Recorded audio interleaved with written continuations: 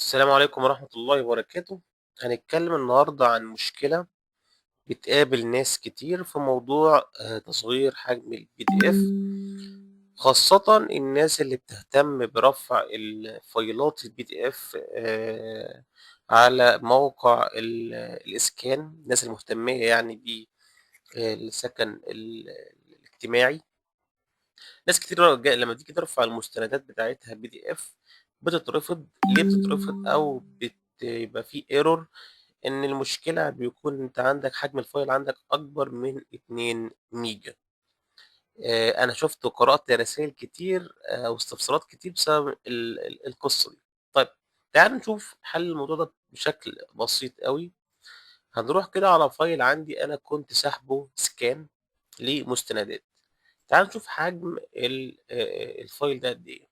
يعني أنت مفترض إن أنت تبقى عارف عفوًا، أنت مفترض إن أنت تبقى عارف حجم الفايل بتاعك قد إيه قبل ما ترفعه. أنت بتدوس كده على الفايل، كليك يمين تروح على الproperties، هتلاقي إن الفايل عندك 5 يعني 5 وشوية ميجا بايت. وده مش المفترض يكون عليه حجم الفايل. حجم الفايل المفترض ترفعه على مثلًا موقع أو لمّا تيجي تقدّم فيه موضوع الإسكان بيكون ما يتخطاش ال2 ميجا. طب نحل إزاي الموضوع ده؟ لو رُحنا على جوجل هنكتب حاجة، هنكتب الاسم ده كده مساعد أشراري. ده موقع هيساعدك جدًا في القصة ديّة بمنتهى البساطة.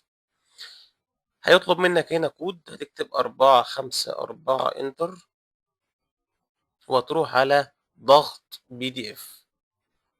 حدد الملف، هادوس على تحديد الملف، هاروح على المكان اللي أنا فيه الفايل اللي أنا عايز أعمل فيه القصة ديّة.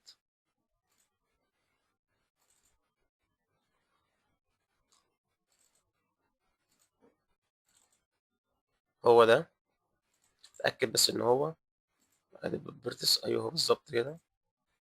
أقول هو ده اللي أنا عايز أضغط الملف. أول ما أرفع كده أدوس على كلمة ضغط PDF، هيبدأ هو يعمل لي ضغط لحجم الفايل، وهنعرف دلوقتي هل الطريقة دي هتنجح والّا لأ بعد ما يتم الضغط. وهيجيب لي النتيجة دلوقتي حالًا يعني. هيقول لي إن أنت الفايل بتاعك دلوقتي بقى كام بالضبط، كام ميجا. أنا اللي محتاجه المفترض إن 2 ميجا، تمام. أدي جاري ضغط الملف. كام؟ ضغط لي الملف بنسبة 65%. أصبح حجم الفايل 1.89، وهو دلوقتي بيتحمّل أهو أوتوماتيك. وبرضه قدّام حضراتكم هنتأكد على نفس الفايل، بقى كام. أدي الdownload، أدي الفايل اللي إحنا نزّلناه properties بقى كام؟ بقى 1.88، يعني هو أقل من 2 ميجا بايت، يعني تقدر دلوقتي ترفع الفايل بتاعك. أتمنى تكون الطريقة سهلة، ولو في أي استفسار على الواتساب بتاعي. ما فيش أي مشكلة، وبالتوفيق للجميع، والسلام عليكم ورحمة الله وبركاته.